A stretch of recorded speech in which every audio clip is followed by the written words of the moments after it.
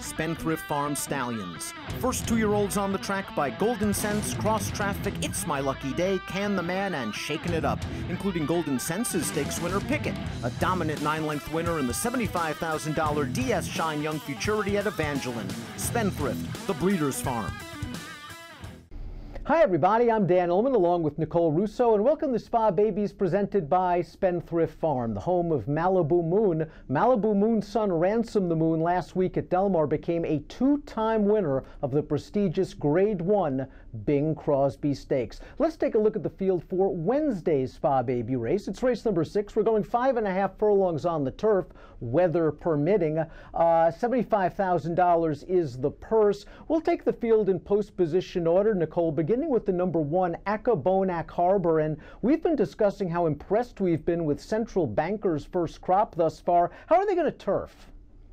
You know, I think there is some turf potential here.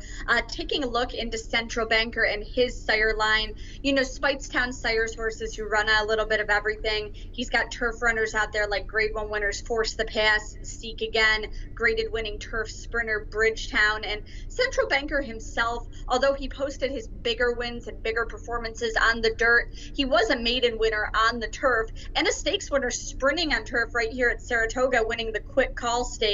So I do think that the potential is there in the right situation. And as we look at the pedigree card for Accabonac Harbor, we'll note that this dam did have some synthetic ability, and there are some handicappers that believe that the synthetic ability translates successfully to turf, and she was also a bit precocious, placing sprinting at 2, a 68 Beyer top on a synthetic surface. That July 27th workout looks like came in company with Chris Englehart's Gilda Marie, who earned a 53 Beyer speed figure the other day on the turf. Speaking of Engelhart, this is really not what this excellent trainer does best, running horses on the turf. Over the past 3 years with all turf horses, only a 4% winning percentage and a 78-cent return on investment. The number 2 is Shaq's Hidden Gem, an $80,000 yearling who sold down for $60,000 in April after breezing a furlong in 10-3. These Shacklefords win first time out. It's a bit surprising. And what an interesting workout pattern. On July the 27th, Gary Contessa sent this one out for a 7-furlong breeze in preparation for a 5.5 furlong debut. Yeah, it's very interesting, especially because with Gary Contessa's barn, I think they usually need a race or two. They usually want to go a little bit longer. The dam of this one certainly wanted to go longer. She was a dirt router. So this one, you know, I'm really wondering if Contessa is already looking ahead to some longer targets, some different targets, if this one is here to get his feet wet. That being said, you know, the Shacklefords do win early, and we talk about weather permitting. It's been a rainy meet at Saratoga. If this does come off the turf, this one would have to be considered a contender. Your morning line favorite is up next. That's the number 3, Corey Scores. Our colleague David Aragona made Corey Scores 7-5 on the morning line. Trained by Chad Brown, ridden by Arad Ortiz. This is a $315,000 yearling, and she's a half to Saratoga dreamer who not only was a stakes-winning sprinter on the dirt, but won the 2-year-old debut on the turf at Saratoga. Lots of turf and lots of things to like. You've got the trainer, you've got the workouts, you've got the connections, you've got the pedigree. Definitely the pedigree. I mean, you look at the female family, and it's a European type page, an Irish River mare, sire more than ready.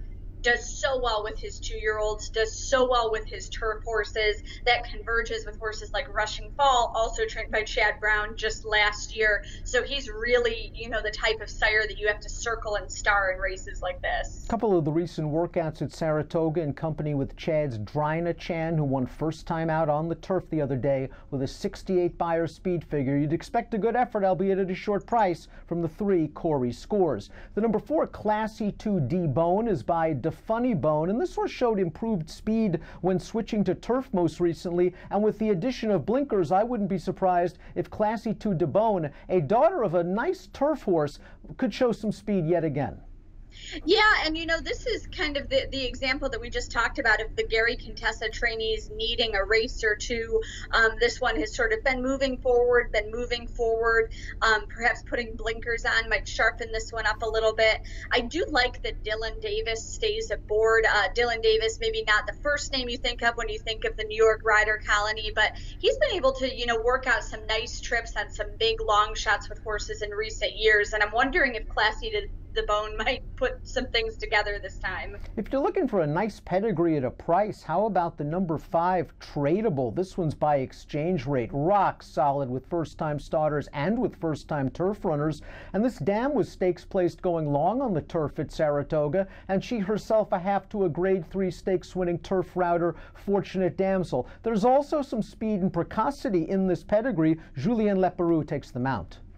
Yeah, and exchange rate we just talked about, not only a very good 2-year-old sire, but the son of Danzig, very versatile. We've talked about him recently. He's had good 2-year-olds on, turf and synthetic, like Sunset Glow a few years back. This one, Tradable, is out of a mare by Leroy DeSanimo, and of course he was a brilliant turf miler who has gone on to sire some versatile horses. Leparoux up on debut. I think that this is a really nice page, some familiar names that you see there in the female family. Good veteran New York trainer John Hurtler's had some tough luck over the past 5 years with turf horses, as we see with this formulator fact, only 3% winners and a 67-cent return on investment. The 3 Corey scores is a first-time starter that's going to take a lot of money, but we often mention in our babies reports that experience certainly counts, and the number 6 It's a Keeper got a dry run on a dry fast track on dirt at Belmont. She tired a little bit that day, but I wonder if the surface switch is just what the doctor ordered. Her young sire, Brilliant Speed, has gotten off to a very nice start with first turf runners, and he was basically a synth and turf runner. Yeah, it's interesting. He was a very versatile horse, so I'm not surprised that this one is going to take some money regardless of surface. He was a grade 3 winner and multiple grade 1 placed on the turf, mostly routing on the turf.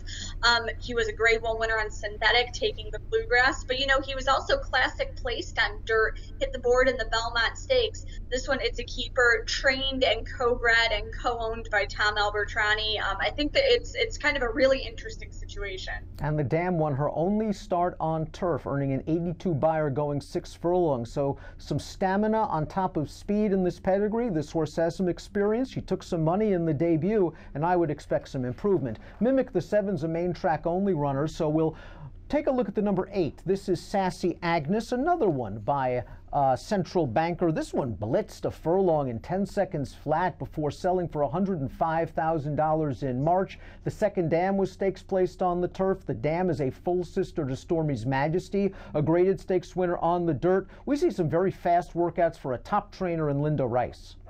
Yeah, definitely. And Linda Rice also does so well in these turf sprints. Like I said, I think Central Banker, I do think the turf potential is there. This one worked that good quick furlong, showing some precocity. So when you put those things together, I think Linda Rice can have this one sprinting on turf very well. Jaded Lady is the number 9, completing the body of the field. The 10 She Will Rock is entered for main track only. Jaded Lady made her career debut over a sealed sloppy track at Finger Lakes and ran a solid second at 5-2. She's by Shanghai Bobby, who's gotten off to a slow start with his first-time turf runners, but there is some turf in this pedigree. This dam has already thrown a first turf winner, and she's a half to 2 graded stakes winning turf routers. So maybe Jaded Lady, with that race under her belt, consider a nice trip tracking from the outside. Yeah, and I'm surprised that Shanghai Bobby's numbers for those first turf starters are that low. It's a very versatile sire line, that Harlan's Holiday sire line. And Shanghai Bobby, who's been very well received commercially early in his stud career, he's really starting to make some noise worldwide on turf. Of course, he had that 2-year-old winner at Royal Ascot this year, has some Group 1 winners from his first Southern Hemisphere crop in Brazil. And yeah, I think this one is stepping way up from the competition faced at Finger Lakes. But we've talked about sometimes muddy track ability can translate into turf ability. For some reason, sometimes there's that crossover there, and I think this one with the start under the belt might be able to step up. Should be a nice race for New York breds. Hopefully it will remain on the turf. If it does, who is your top pick? You know what? I think regardless of surface, I may take a shot with Jaded Lady, who we just discussed. As I've said, I believe she can transfer the form to turf, but we already know she can handle a wet track. As I said, I am surprised that Shanghai Bobby's turf numbers are what they are at the moment, but I certainly believe he can sire a runner on either surface. And there is that turf ability in the female family. This one with experience under her belt, experience counts and could work out a nice trip from the outside there, especially because I think there is some speed in this race. I can certainly use Jaded Lady. She's my third pick in this race. I think if it stays on turf, Chad's just got a tough one with the 3 Corey scores, albeit at a short price. I'd also like to give a look at the number 6, Eats a Keeper, the daughter of Brilliant Speed, moving from dirt to turf, second time out for Tom Albertrani. So 3-6-9 for me in Wednesday's Spa Baby race. No 2-year-old race is carded at Saratoga on Thursday, but Nicole and I will be back later this week for Friday's edition of Spa Babies, presented by Spendthrift Farm.